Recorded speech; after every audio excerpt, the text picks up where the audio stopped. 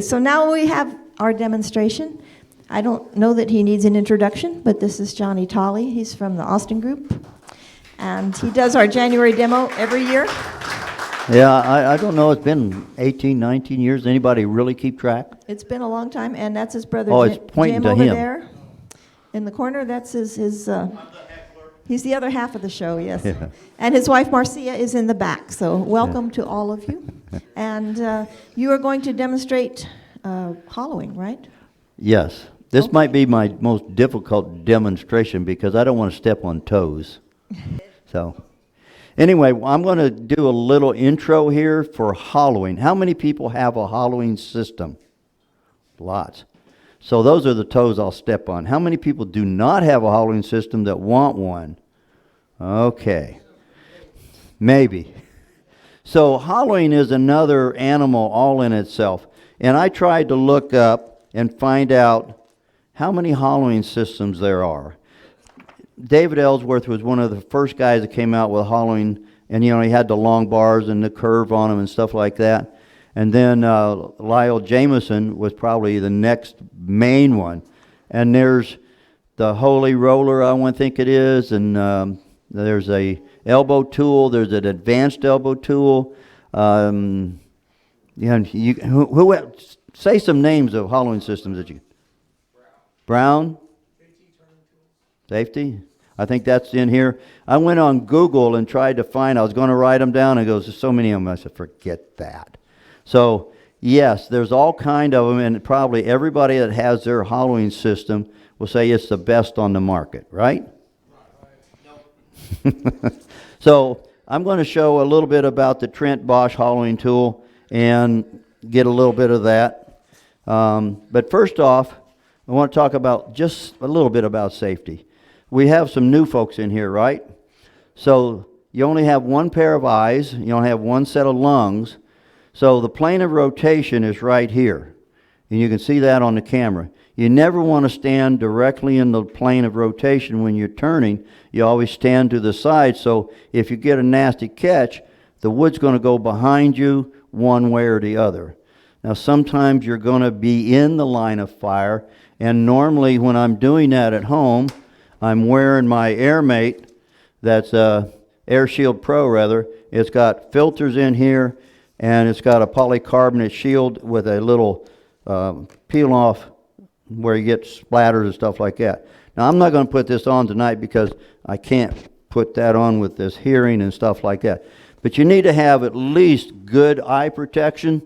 These are impact resistant glasses. Yeah, if this thing comes off, it's going to smash it in my face. But we've had a few people over the years that's been killed in their studio, and family found them later. So new folks, older folks, be careful, be safe. So this wood is what's called pumpkin ash. Has anybody ever heard of pumpkin ash? We went to Aeromont in October for a week with Trent Bosch. Already had his tool.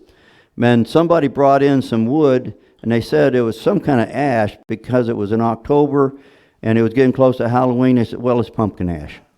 So it's probably Tennessee ash or something like that, but it's fun to call it pumpkin ash. So one of the things that I like to do before I start is get this thing in a cylinder, and then can you see the lines on here? Okay, then I have the golden means. Yeah, Fibonacci, golden mean. So this is going to be where the tenon is, and it's going to be tapered down here, and this is going to be the main part, so it's like 1/3, and I gave myself about 3/4 of an inch on this side where it's going to be tapered down. Because when you make a hollow form, such as this, you want a little stability in the bottom. So this is almost finished. It's been rough turned. It was another piece of this pumpkin ash from Tennessee. And it went over on me just a little bit. So what I'll really redo with this is I'll put it in my chuck. And I normally use a strong-hone chuck. But because they're so massive, I turn these down to put them in the Talon chuck. So once this thing goes oval, I leave it thick when I rough turn it. And any hollowing system, if you want to get it nice and smooth, you need to leave it about 10% wall thickness. This is roughly 5 inches, so you need to leave your wall thickness somewhere about 1/2 to 3/4 of an inch on the inside. You can form the outside, but of course when it goes oval, it'll be like a football. Then you can come back and true the outside, and then when you're hollowing, you can rechuck it and redo the tenon, and then come back in and finish the inside. Now, one of the neat things on the hollowing system, if you've got the small ones, and you've seen me a few years back demonstrate how to make the globes for Christmas ornaments, right? Well, the hole is so small, you can't get your finger in there. So on a Christmas ornament, nobody's going to know. And on the smaller items, like this, you know, set that over there. They can't feel inside, so you don't have to get them perfectly smooth on the inside. And yes, I use the hollowing system for the small one. So we'll pass this around. You got it? So I'll throw this into the next that's not blind. Now this is Texas burled mesquite, and I have not finished hollowing this one, but you see, I have the outside, and I will bring this one on down later, and then I'll hollow it on the inside. Since this one's a little bit heavier, we'll toss it over there. He toss it to who? Somebody in the back? So there's different ways that you can do this. Yeah, and I expect those to come back. So, with further ado, any questions on laying out your blank? There's all kind of examples over here, and I didn't want to do the show and tell because I brought all kind of different examples. I have so much fun making them, and then I set them and wait for a later date to finish turning them.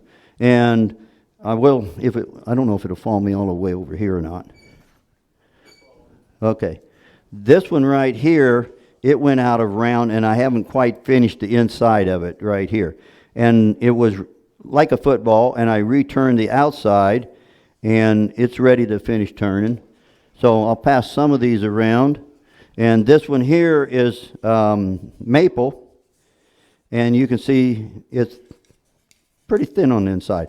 So one of the things that you can do is if you put your finger in there, you can't get calipers in really to measure except way out here. Up here you can see you can't measure that. We see that? So here you can see that's roughly 1/8 of an inch thick. That's what I strive for on my globes or Christmas ornaments and these. But I was laying there sleeping one night and woke up in the middle of the night. Another story before I get going. And I was frustrated trying to gauge the wall thickness. Well, I come up with these little gauges that you can put right inside, and you can measure the thickness between the knob and the top. And can we see that right there? One of them goes from 3/4 inch to about 1 inch. Another one goes further, and that's a little more than that's about 1/8 of an inch. So that's what I use to measure the wall thickness. And a set of 3 of them. Beyond that, I don't know if you could see that in the back. I'll pass that around so you can measure the inside wall thickness. Oh, I could have done that to you. So you can see how the wall thickness is. Oh yes, I still make those. And I'm not here to sell them, but if anybody's interested, yes, I do have some. So normally I'll wear a glove at home because the wood coming off, but I cut the fingers out of them. I'm not going to wear a glove tonight. New folks, if you wear a glove, cut the tips out of them and be really careful. Always keep your hand behind a tool rest. Along with safety, I said eyes and face, lungs. If you have long hair, I don't see many guys with, long hair, tie it back. Okay, and on your lathe, turn it all the way down, close to it when you start it, because you don't want to have this lathe high speed. This thing's vibrating just a little bit. It's probably because it's not adjusted correctly. And then turn it up to where you feel comfortable. Now here you notice I'll be standing to the side.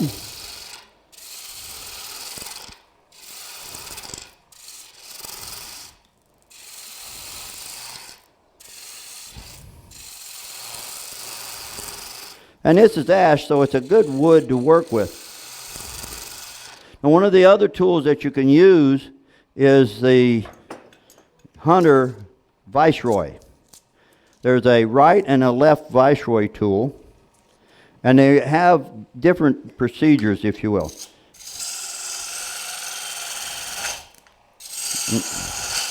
It's a carbide type cutter, and let me get the other one.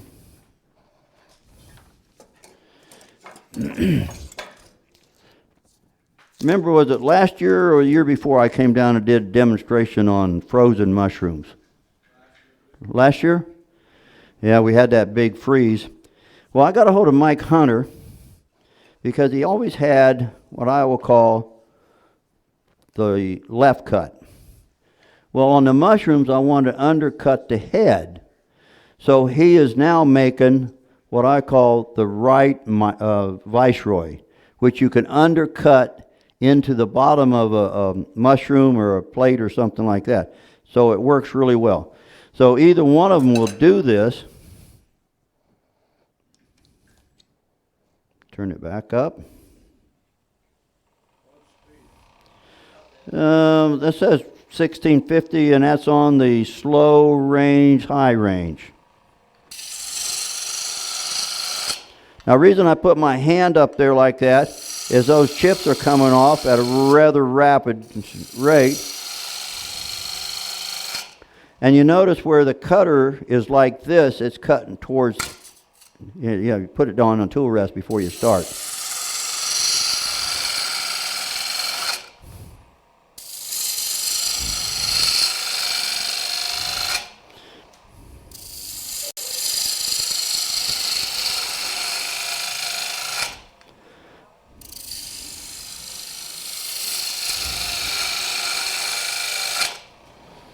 Now, let's see, turn this thing back down, turn it off. I'll pass this one around so you can look at the Viceroy. Now, this piece here has got a little void in it right here, but I'll probably be able to turn that away as I turn down further. Now, the tip is very sharp. Don't test it with your thumb. You'll let the red stuff out. Yeah, I mean, if it cuts... If it cuts pumpkin ash from Tennessee, it'll cut your fingers really well. So...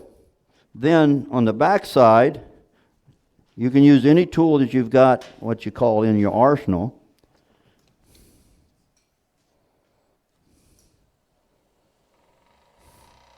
I'll try to cover him up with chips.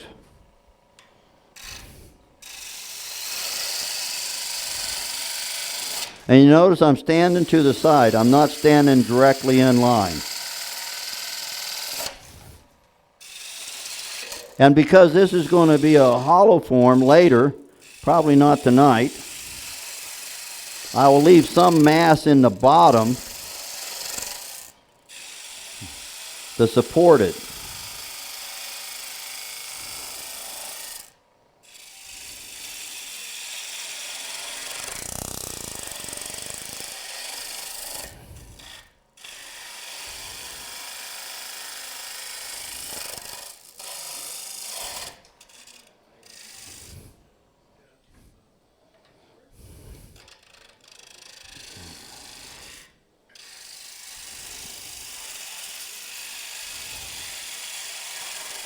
There, I'm raising the handle when I get towards the bottom. Okay. So this is the left Viceroy.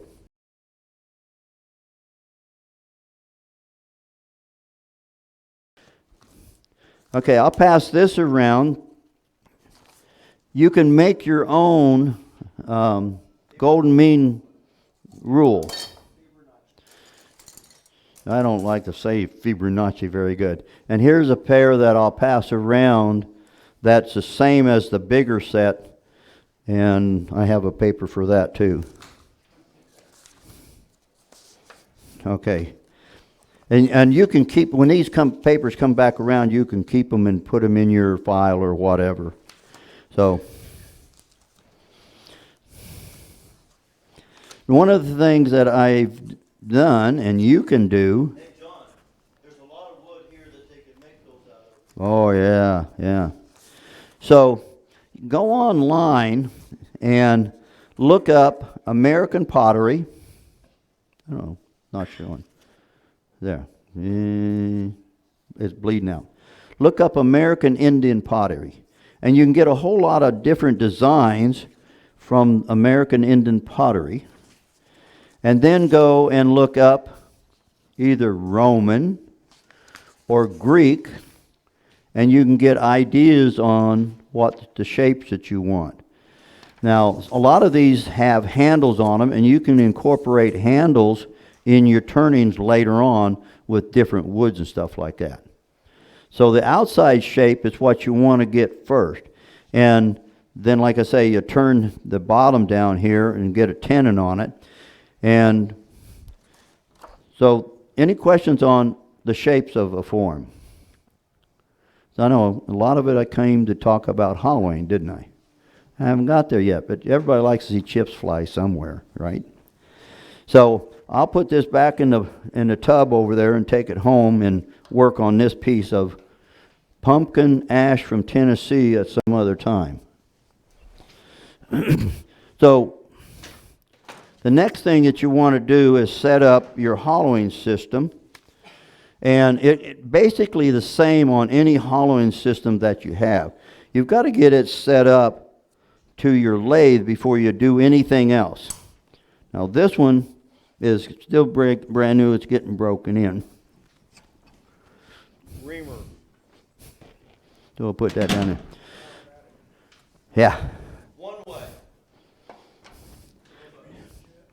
American Beauty. Okay. So on the tool itself, this is the newer version, and all it is black anodized. So on some lathes, you might have to take the bolts out, and there's a set screw at the bottom of the bolt on both sides. I don't know if you could see that. You may have to turn the head of the bolt. There we go. Right there's a set screw on each side of the bottom of the bolt. So you may have to take this whole thing apart and turn it where the head of the bolt is down. And on the one-way 1640, we had to turn it and put them up because the base is so wide. But this one's wide enough. And what you want to do is leave this locking collar. Aha. There's a locking collar on here that's adjustable. So once you get this on your lathe and get it set where you want it, I'll tighten that up right now. Why did you move it? You had it set where you needed it. I just wanted to show this. So on my one-way 1224 and other lathes, I've already set it up. You put the tool in and just slightly tighten it down a little bit. And what you want to do is get the tool where it's basically on center line. And I know you probably can't see it, but I'm about 1/8 of an inch high. So I'm going to work this down just a little bit. Right there. Now the locking collar, within a 1/16 of an inch above or below center line is what you're looking for on any of them. The Jamison system, the elbow tool or David's elbow tool, you want to hollow basically on center line. So once you get this set up like this, you never have to change that locking collar, except when I get back home on my one-way 1224, I'm going to have to reset this thing. No, I'm fine. So with the Trent Bosch tools, if you can see these, this is the high-speed steel cutter. You can sharpen it by on your grinder being round. This is the Mike Hunter carbide tool. Now I'm going to show you in a minute the differences between the high-speed steel and the carbide steel, how they cut on a bowl. Now a bowl is nothing really more than a hollow form. All those bowls right there is a hollow form. You have a closed hollow form and you have an open hollow form. a bowl is an open hollow form. You all knew that, right?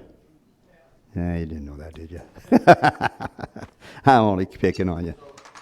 Question? That cutter, Yes. that's on a Trent Bosch bar. Yes.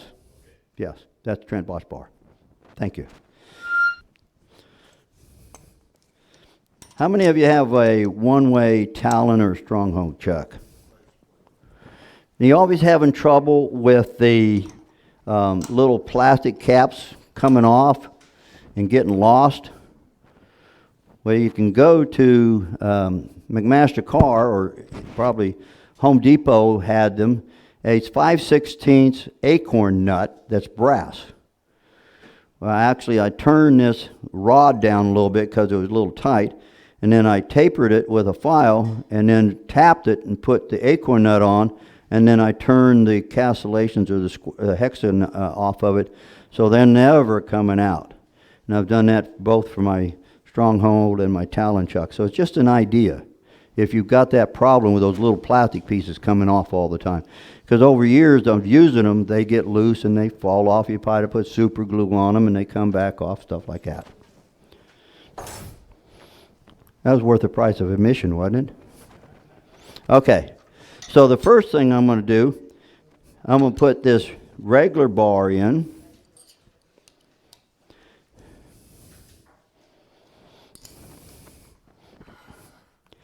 Now the hollowing system here has these little pins that you can put in,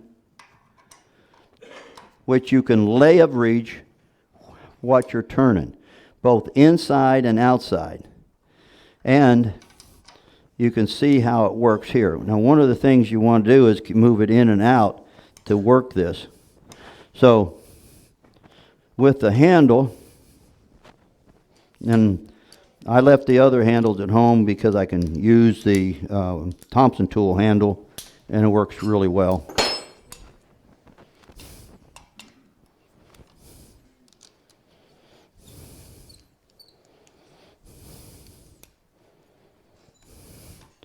Now one of the things about this tool, you have to be a little bit careful, because if you tighten these set screws down really, really tight, it kind of galls the shaft up, and you have a little bit of trouble getting apart.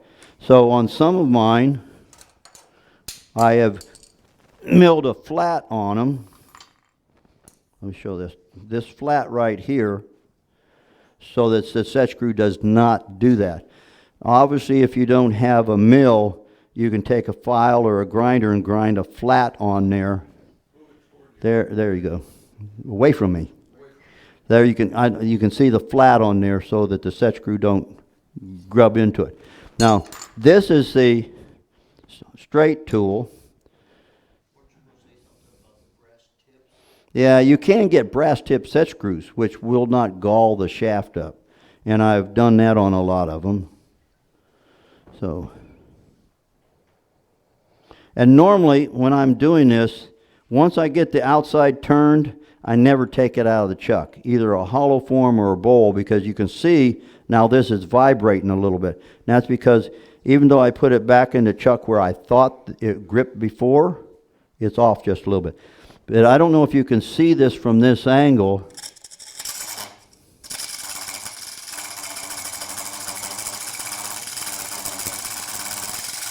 I'm not hardly putting any pressure on this at all. I'm just holding this down, and that pin right there is allowing me to do the cut.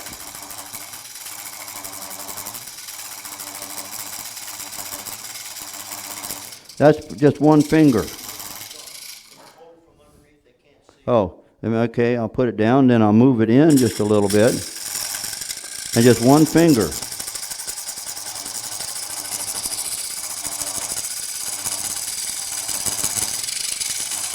I'm not even next to the pin right now. I'm just, with my fingers, I'm holding it right here, doing the cutting.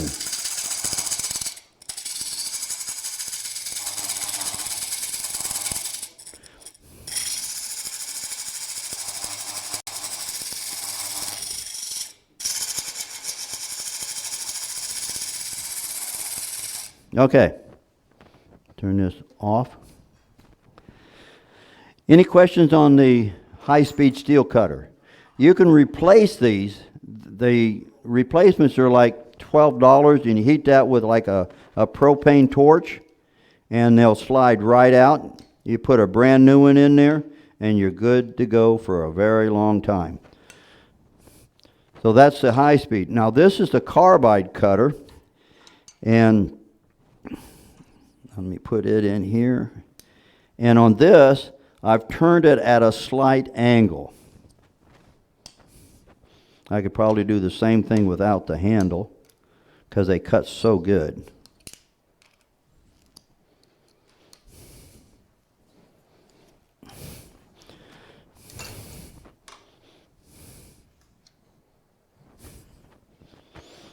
Now I just put my hand underneath so you can see.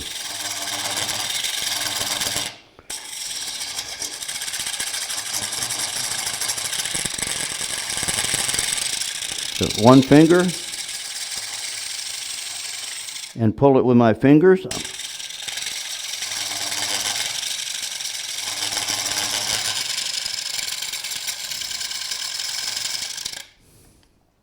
Something got just a little bit loose because of vibration, I think.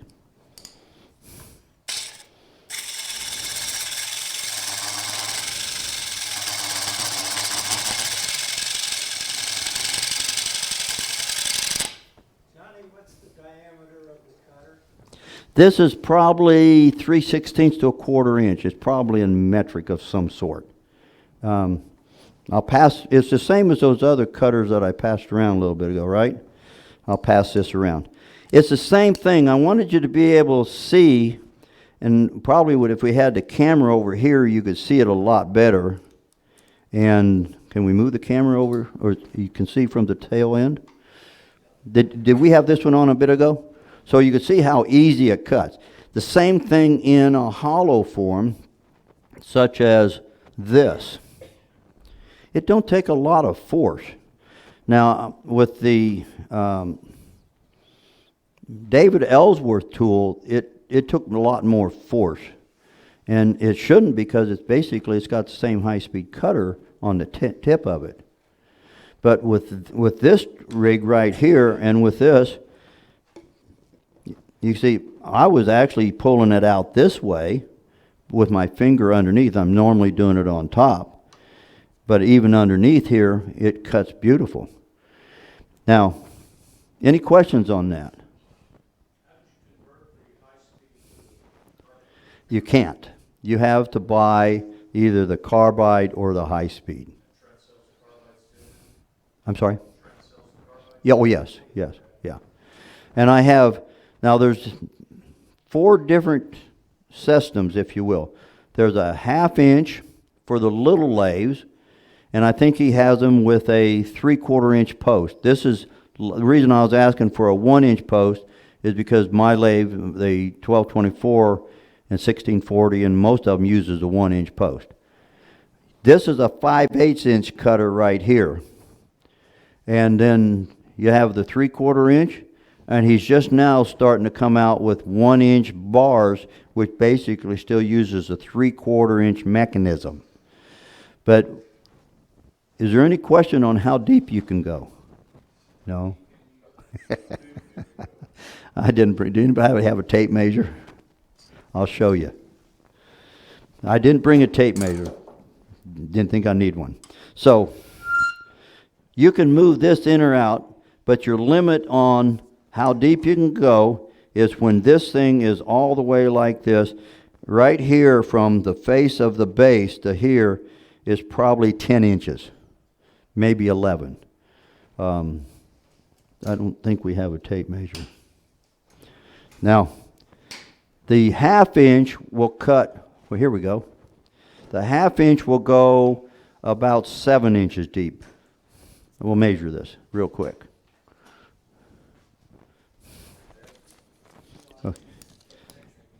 Okay, 10 inches. Now you can go a little bit deeper if you move the handle back on the shaft a little bit further. But roughly 10 inches with a 5/8, 7 inches with a, 7 inches with a 1/2, and probably 12 inches or 14 inches even maybe with the 3/4, and then the 1 inch maybe 16 inches. And it works the same. Now you notice this is Chinese elm. And I roughed them out and I kept them in a bag, but this one started to split. A few years ago I did a demonstration about putting bow ties in. So I put bow ties in here so it was starting to crack, and you see this one are already here, so it's not cracked anymore. It's probably because it had this knot right here. So this is the 3/4 inch bar, which that's his system there, and you can see how much more beefy it is. And let's see, move it back. And if you drop these, if you drop these on the concrete floor, what hits first? The cutter always hits first. Even your regular tools, if you drop one, cutter first, even though the handle's heavy. So if this one goes 10 inch, 11, 12, 13, 14, maybe 15 inches with this, okay? So there's others out there, Jim Shinner, his is the Holy Roller or something like that. He can go like 20, 24 inch. And there was a guy in your club here a few years back that made a hollowing system. Yeah, Alan Trout. Now, how deep can he go, do you know? He's done 37 off of his. 37 inches, yeah. That's pretty deep, really big. But it depends on your lathe. If you've got a Jet Mini, you don't need Alan Trout's machine. And if you have a Jet Mini, all you might need to do is a 1/2 inch of one of the hollowing systems. Maybe not the Trent Bosch, but I think it's really nice because if you've got trouble, now I fell and ruptured this shoulder a few years back by running a great big chainsaw where I shouldn't have been. And so I was having a lot of trouble hollowing. And before I got this, I almost gave up hollowing altogether. Because that jerking and this shoulder's ruptured, at the end of the day, it just was tearing me up. Now this is a Texas mesquite urn that's Jim made with his bigger hollowing system, and he uses the gray, is it EMT? A gray electrical pipe. The white sewer pipe has got tapered threads, where the gray stuff has straight threads. And you buy that, and then you cut it down so you only have the threads in the lid and the body. And because they're straight, you can kind of, when you get ready to glue it in, you can glue one piece in and then put it in there and turn it until your grain matches up. Where the white stuff is tapered, you're kind of limited on that. Okay? So, any questions on this? Anybody want to come up and try this? Now, who makes the base unit? This is a Trent Bosch stabilizing system. Now, stabilizer. Now, one of the things that's nice about Trent Bosch, I mean, he's done a tremendous job. You can't see it. There you go. A tremendous job on how to set this thing up. This was another one on the straight tool and the bent tool. Turn it around. There you go. Oh, I can read it now. But he done a great job. So any of the tools you get, the straight tool, bent tool, the stabilizer, he has a full instructions that you can read. Now, one of the other things he has on his website, here, this is the 5/8, you don't need that. But it don't matter if you have the 5/8 or the 1/2 inch, he has instructions on every one of them. Now, one of the things he has on his site that you can get is it explains how you hollow end grain. New people, this is a great tool. I'm going to leave these here with you. I've got 2 copies. And this explains if you're turning end grain or face grain, end grain up here, face grain, of how you do it on the inside of your hollow form. Now, one of the problems of trying to do a demonstration, I figure this is almost most difficult demonstration, because if I'm doing the hollowing on the inside, you can't see what's happening. That's why I wanted to show you what the tool's doing on the face open bowl like this. So I'll pass these around, and when they come back up, keep them up front. Now, he has what he's called the visualizer. No, hold on, I'm not there yet. Now, on his hollowing, a hollow form, yeah, there's 2 copies there. I'm leaving them here because I can go on his website and get them. For steps for hollowing, you start out and you drill to the depth that you want. Now, obviously, there's a different way of doing that. You can go to, I don't know if you got a Dixie tool down here in San Antonio, but a lot of the tool manufacturers, you can get a tapered twist drill. This is a 3/4 inch, and I mark it usually where I want the drill, and I put a vice grips on it, so when I'm drilling in there, if it starts spinning, I've got a handhold on it so that it's not going to spin out. And always keep your hand on that drill chuck, because if this thing comes out and it's flopping around, it can break your arm and something like that. So always keep vice grips on it. Another one is this is a Brad Point 1/2 inch drill bit that you can use to drill in really deep. And it'll go roughly 12 inches deep.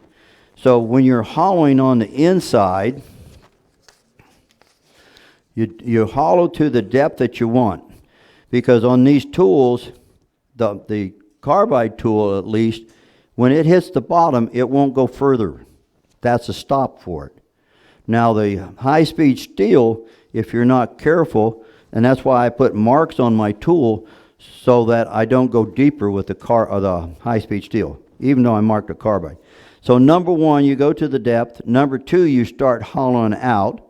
Number 3, you start hollowing out like the front of it. And then you go to the back, number 4, then come in with number 5 and number 6. And once you get those steps out, then you put in a half-round scraper.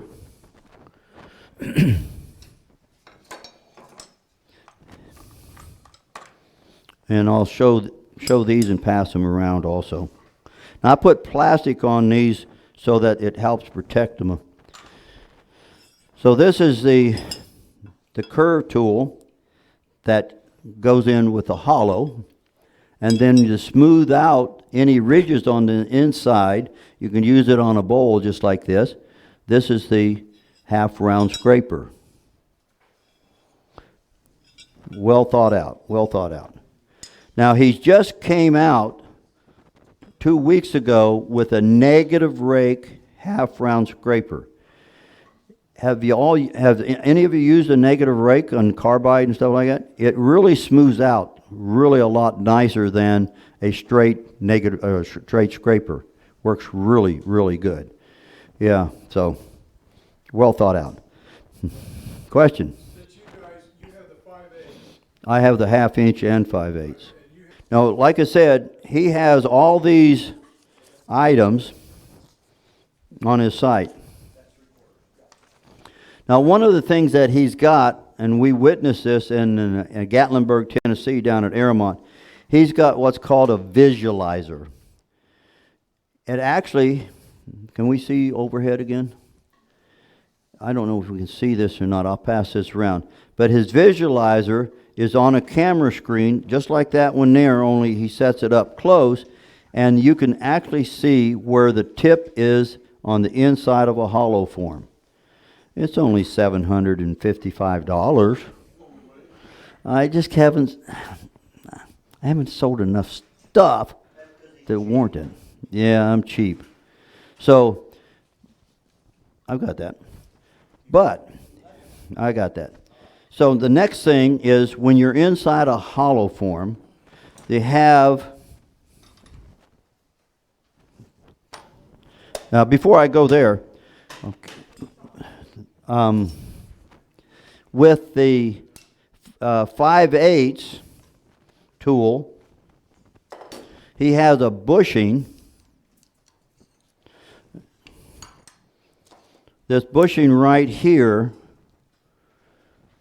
that goes into the 5/8 shaft right here, and then you can use your half-inch tool in it.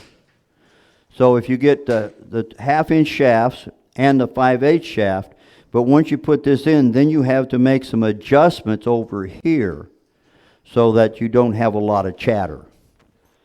So, let me put this one out. And that's, put it over there. Let me, here.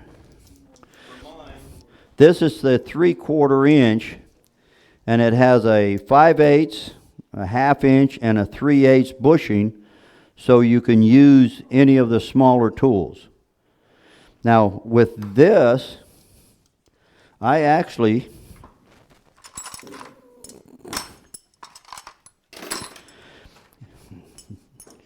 have the Mike Hunter Christmas ornament tools, the straight one, which I'm not sure it's in there, and then the curve and the back tool that I do the Christmas ornaments with. And it's so easy on my shoulder, I'm not tearing that shoulder up like I used to.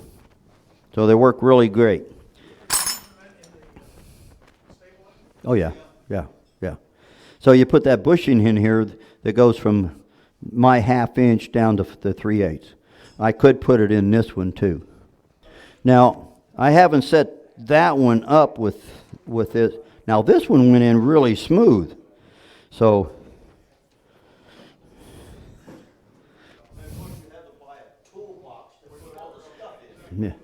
yeah, that's why I have 2 toolboxes here. This is the same 5/8, but I can put a half-inch in it. But I wanted to show the card. Yeah, this is set up for a half-inch. I got the 5/8. This little card right here, we get the overhead. I don't know if you can see it, but right here is your cutter, which says tool. There's an 1/8 inch, 1/4 inch, 3/8, half-inch, 5/8, and 3/4. And then down here, you have measurements also. So to set this up for your hollowing, I might have to get my half-inch.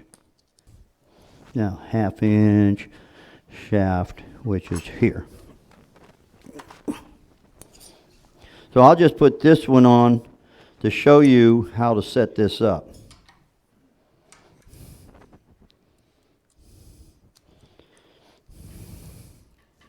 Okay. Do I need to move over a little bit, I think? Trent's not paying us anything for this advertising. No. I don't even think he knows, well, I don't know if he knows I'm demonstrating tonight or not. So to set this cutter up, you put it right there, and then you have the bar, and I got to get my little box out. Now, for the straight shaft, you don't need this gizmo right here.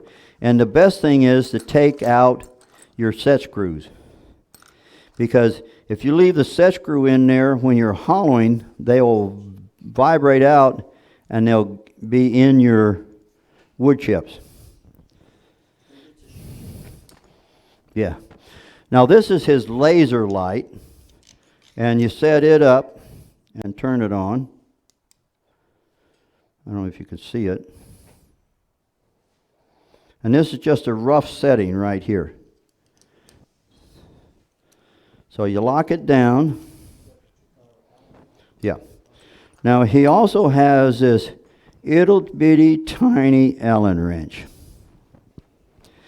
The laser light has 2 screws on it. And what you want to do is basically turn those in.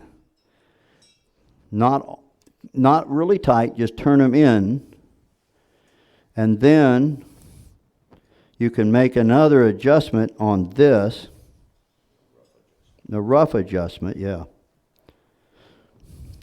So now with this little screw, yeah, Allen wrench, a screw, can you see the red light?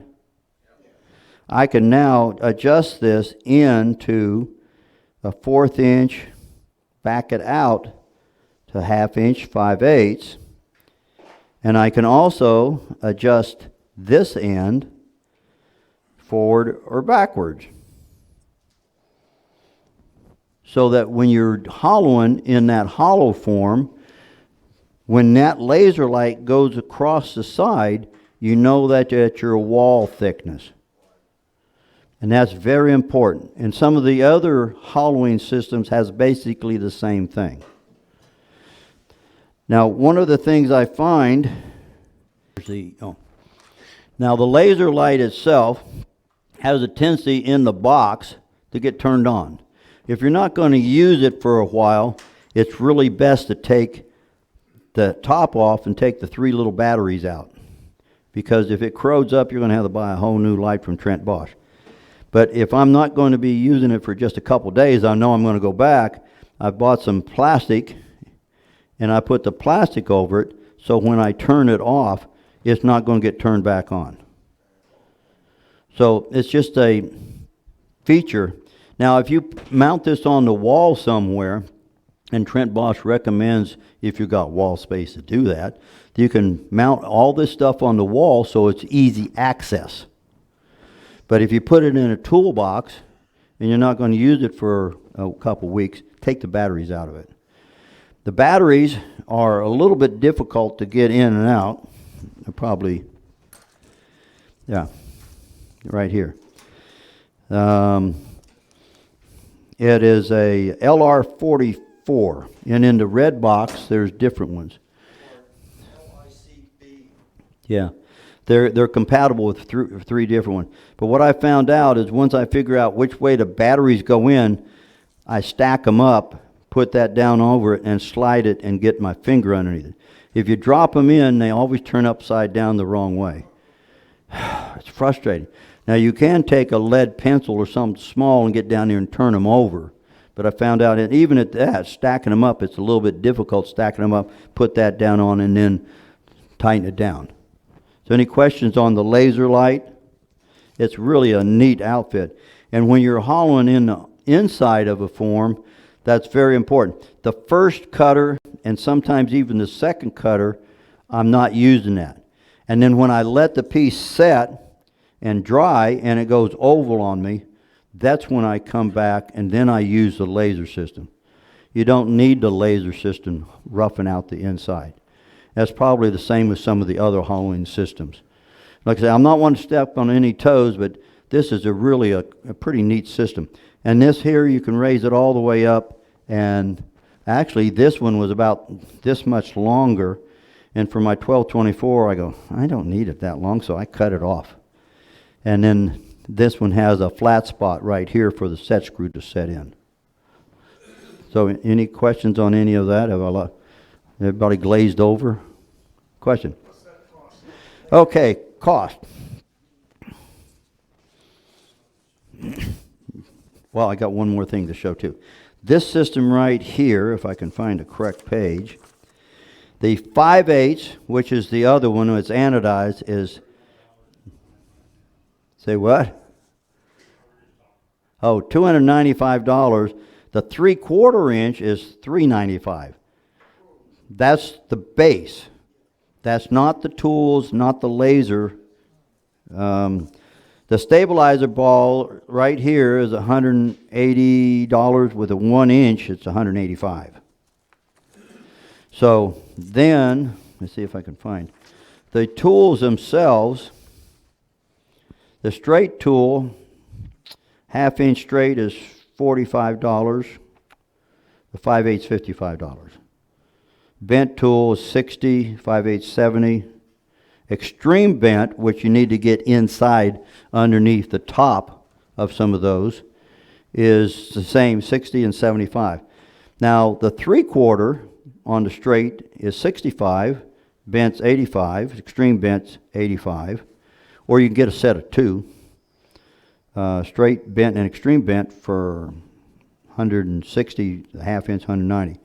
Now his 1 inch, his straight tool is $115 and bent tool's $165. He don't have an extreme bent on that one yet. So, yeah. So your carbide cutter, let's see, on a 1/2 inch, see, it's from 45, the carbide is 80. So you almost twice as much for a carbide. But on the inside of a hollow form, the carbide tool will leave a lot of curlicues, and it's hard to get them out of a hollow form. Whereas the straight high-speed cutter chews up those chips that's on the inside, and they're a whole lot easier to get out. Now, one of the things that I use, and we don't need to turn the air compressor on hollow tools, I've got this regular nozzle here, and you get one with its 1/8 inch National pipe, and you can get one of these and then thread it right in there. Because if you got a regular nozzle and you're blowing it here, the air's got to go past the chips to blow the chips out. Where with this, it goes all the way back and it blows the chips right out. Now, one of the safety features, you should always drill a small hole in. You know why? Anybody know why? He does. It only takes 3 psi to blow into your skin. Then you get an air embolus, and it can go to your heart and kill you. It's not recommended, but with the hole in there and you happen to accidentally bump your arm or something, the air is going to come out that hole instead of injecting into your skin.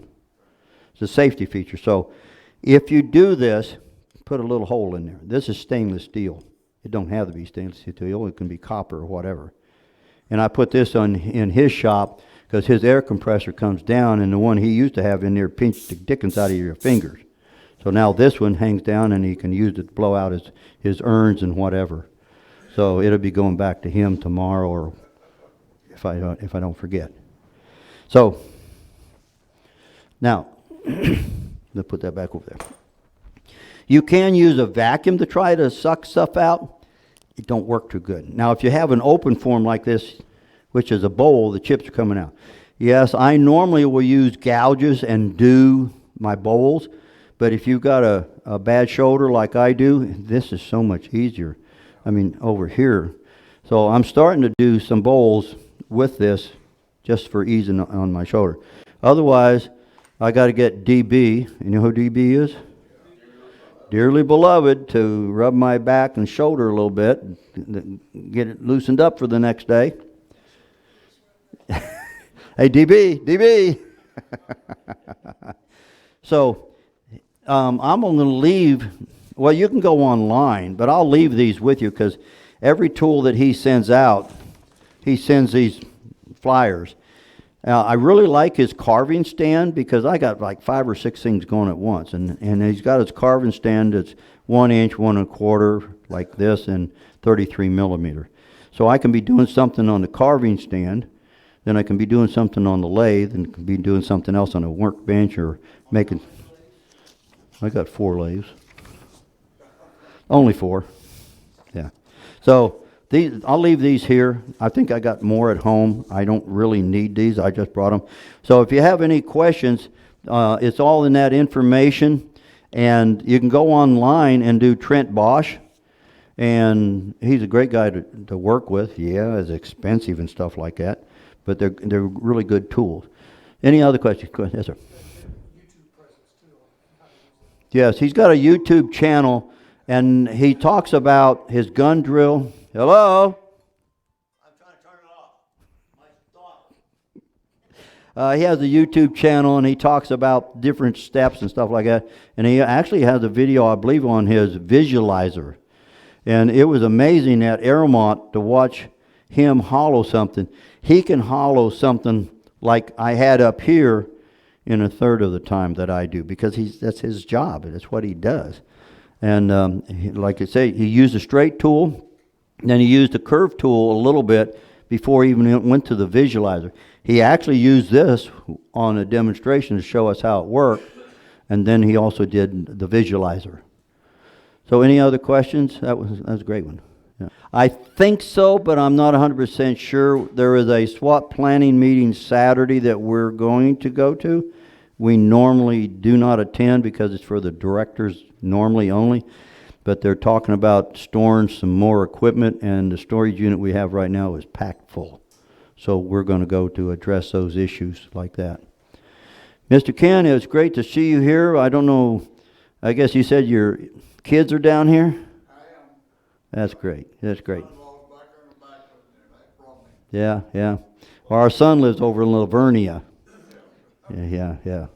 That was kind of a shock to see. Oh, Ken's what? Yeah, yeah, yeah. We're all getting that AGE thing. Yeah, well, we got some young folks in here too. Anybody else have any questions? Now, I'd love to do some actual deep hollowing, but you wouldn't be able to see what I'm actually doing and blowing the chips out and stuff. But I think you get the basic idea on how this is done. Yeah, I brought my drill chuck. I've got a whole set of those Morse taper drills. But if you're going to use one, it's a good idea to put a vice grip on it. And if you're using a Forstner bit, back that out quite often. Because if you get that thing in there, and it happened at SWAT one year, the guy was using a 2.5 inch or 3 inch Forstner bit, and he didn't back it out, and he broke the shaft off. I was able to drill and get that bit out so he could continue his demonstration. He had egg all over his face. But yeah, the main thing is back them out often. Use common sense, which we should have but don't have. Never stand in the direct line of fire unless you absolutely have to. And wear a face shield, dust mask, and have somebody know that you're in your studio. You know what the difference between a studio and a shop is? You can charge more if it's in a studio. If it's in a shop, yeah. Well, thanks for having us down. If you got any questions, we'll be here. I hope you get something out of it. Thank you. Thank you. I want to try it. Oh, okay. Let me. You want to do the? Let me put the straighten back on. Yeah. Now. This is, you want to try to keep your tool rest between these two lines? No, something like that. If you actually was going to go into full depth, this is too low.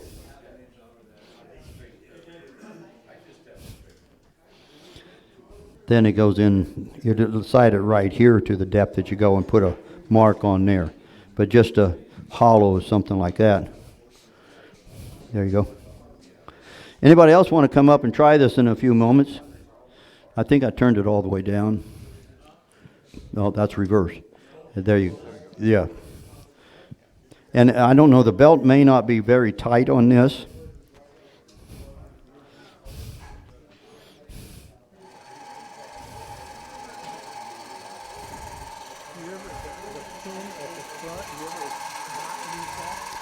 A lot of times I don't. Tailstock. Huh? Tailstock 3. Now, one of the things you notice here, he's not using the pin. You don't really need to use a pin. You can use your hands to do that. But if you've got some reason that your shoulders hurt, you can actually use that pin and do the hollowing instead of pulling on it.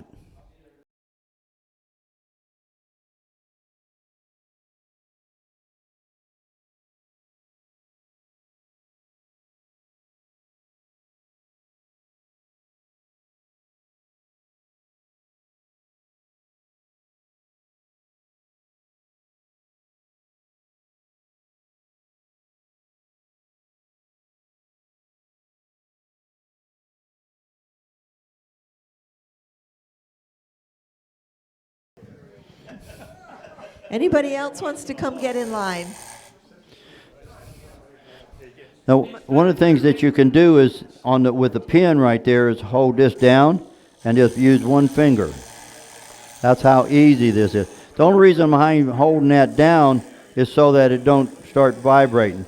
And you can see it normally does not vibrate.